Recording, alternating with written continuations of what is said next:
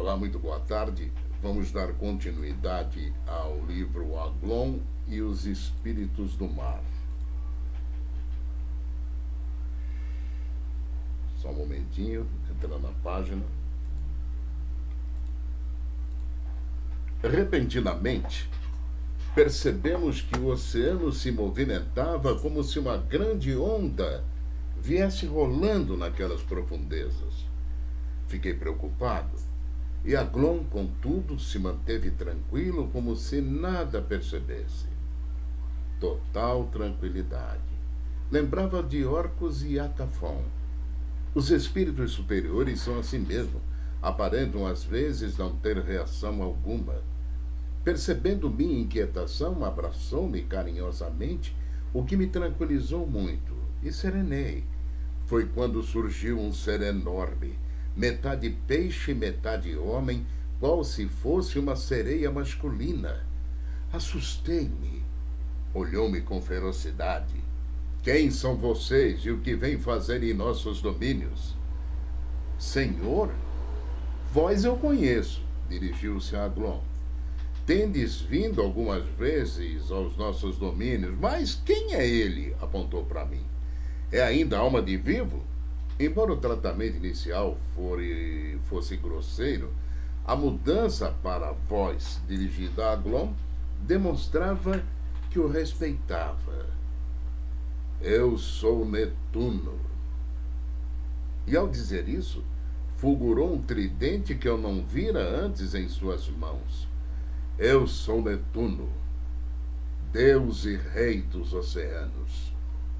E quero que esse ser inferior, que desce aos meus territórios, me preste obediência total imediatamente, ou eu vou recolhê-lo aos presídios das águas. Tornou-se a dirigir-se a Aglon. Respeito vossa autoridade, senhor, mas a lei tem de ser cumprida. Porque aqui, nestas regiões, mando eu, e cumprirei a lei que está acima de vós, senhor. Sei, falou Aglon com humildade. O Senhor Deus dividiu o universo em grandes zonas e distribuiu a autoridade conforme as necessidades de justiça. Sei disso e acato as determinações do Altíssimo. Eu peço, no entanto, Deus do mar, que permitas que este meu pupilo, já autorizado pelas esferas superiores, percorra os labirintos do oceano sob tua férrea direção e leve às altas autoridades e ao mundo as primeiras notícias de como aqui se governa e administra. Netuno esboçou um sorriso de prazer e respondeu solícito: se é assim, senhor, podeis levá-lo onde quiserdes. Se precisardes de mim para visitar os grandes presídios das profundezas, chamai-me. E se lançou vertiginoso no meio das águas. Quando voltamos ao navio, encontramos o capitão muito pensativo. Contudo, recebeu-nos bem. Parecia desconfiado, e realmente estava. Olhou para Aglon e falou: Senhor, falastes que todos os nossos corpos morreram fisicamente, como comumente se entende, não é verdade? Aglon confirmou com um gesto de cabeça. Pois bem, por que então permanecemos aqui este tempo todo sem saber disso, se não estávamos inconscientes? Sempre nos sentimos vivos como sempre estamos? Ou estaremos apenas sonhando e não somos mais que um sonho que estamos sonhando?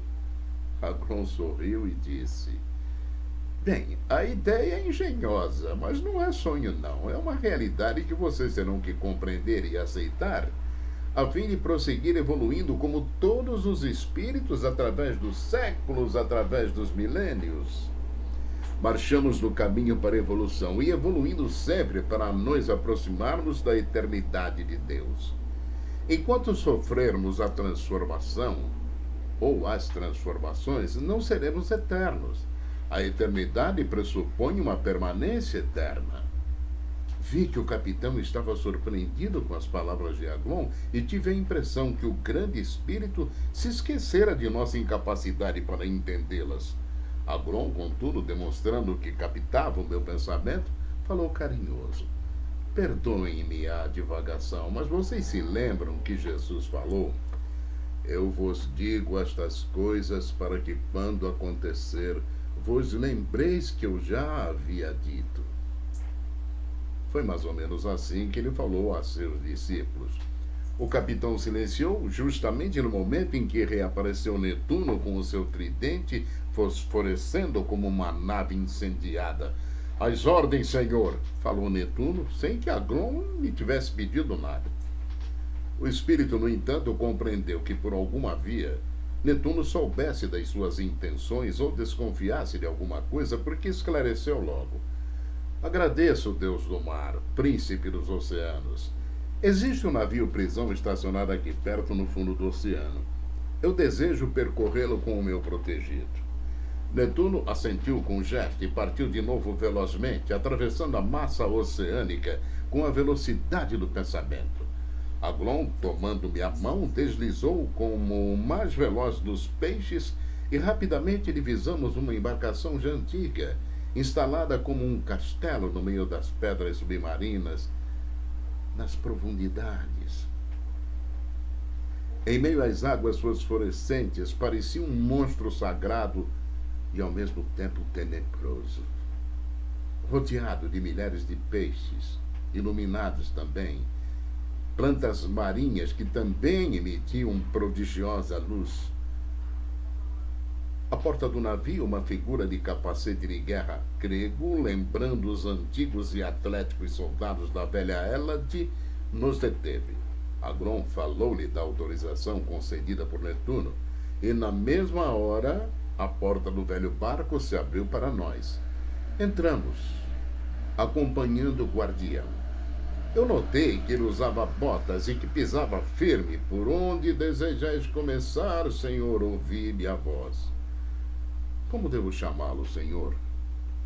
Perguntou-lhe Aglon no mesmo tom. Holofernes, senhor. Holofernes? Surpreendeu-se Aglon. Sim, Holofernes. Eu gostaria de começar pela ala dos presos de condenação mais leve. Condenação, fiquei pensando. Como então ali havia condenação? E quem condenava? Exclamei assombrado. Deus? Não. Lendo meu pensamento, Holofernes respondeu. Nem sabemos se Deus existe. Quem condena aqui é sempre o tribunal. O almirante, sob as ordens de Netuno, cumpre. Diante de minha profunda admiração e surpresa, Aglon esclareceu. Em todas as regiões da terra, no céu, como os homens entendem fisicamente, mar e no ar, nas regiões inferiores existem tribunais e juízos permitidos pelas leis e ordens das esferas superiores que representam a vontade de Deus. Começamos então a percorrer o barco-prisão, conduzidos por Holofernes, que, enquanto nos indicava as celas onde estavam presos os espíritos inferiores, de certa forma nos vigiava, nos fiscalizava. Na primeira cabine, que era ampla e que outrora servira ao comandante encarnado do navio, agora substituída por prisão de criaturas ainda vestidas com roupas das épocas em que viveram na sua vida terrestre na carne, estavam espíritos intelectualmente mais adiantados.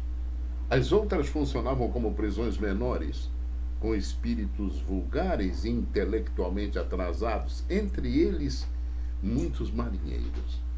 A minha interrogação mental, Aglon respondeu. Aqui estão muitos espíritos que perderam a vida terrena no mar. No entanto, a maioria vem da superfície e aí são aprisionados e ficam aguardando modificação e melhoria mental para subirem de novo. A evolução se processa de maneira inexorável, consciente ou não, e a lei superior que a rege conduz os seres inferiores e mesmo superiores, estejam onde estiverem, a prosseguirem sob a força inexorável da evolução, que na realidade é a força da lei divina a prosseguir. Sob esse impulso, os inferiores marcham e os superiores sobem. Mas chega a hora em que os inferiores que estão sob a terra, no ar ou no fundo do mar, obrigatoriamente reiniciam e sentem um anseio de evoluir, de alcançar posições que detinham anteriormente e que por sua invigilância perderam. Não é o crime que nos arrasta ao desequilíbrio, mas o desequilíbrio que nos atira ao crime. Se não mantivermos a vigilância sobre nós mesmos, cairemos na roda viva e iremos do desequilíbrio para as falhas, para as faltas e para o crime. Do crime voltaremos para o desequilíbrio e aí rolaremos na roda das reencarnações de que falava Buda. E nesse vai e vem maluco permaneceremos séculos e milênios, do qual dificilmente sairemos por nós mesmos, dependendo que uma força externa, fruto de um amor de um ou de alguns espíritos amigos que nos amem, nos salvará. Fora isso, sem a interferência dessas almas amorosas, ficaremos nas mãos indiferentes do acaso, que nos deixam abandonados, caindo infindavelmente no abismo de nós mesmos,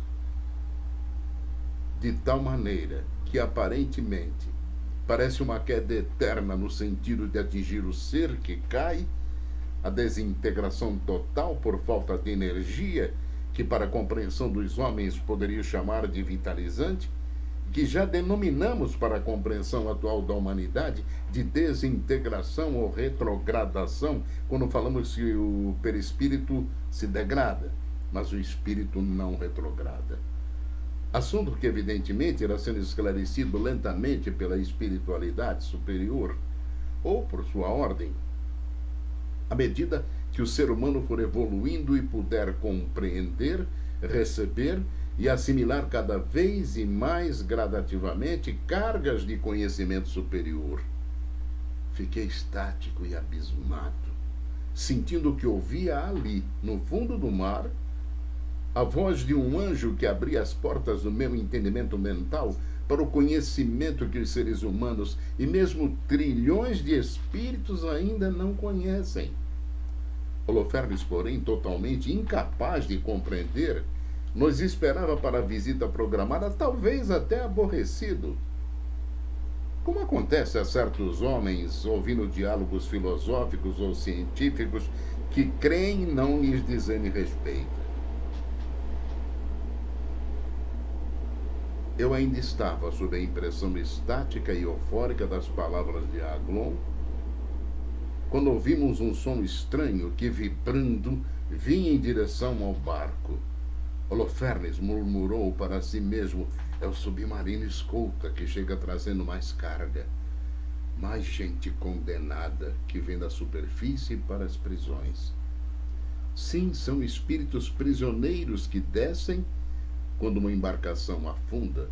Os culpados do desastre, por decisão do tribunal de cima, cumprem penas nessas prisões submarinas. Por que isso? Arrisquei. Porque o impacto, disse Aglon, conserva as imagens do desastre que, nesse caso, se situam nestas regiões, no mar, e acorrentam a mente culpada ao local do desastre. O sentimento de culpa em toda a parte é igual. Calei-me pensativo. Cada palavra de Aglon era um ensinamento novo. Logo chegou o submarino e nós permanecemos silenciosos, prontos para ver e aprender. Todos os prisioneiros que chegam sabem que são espíritos.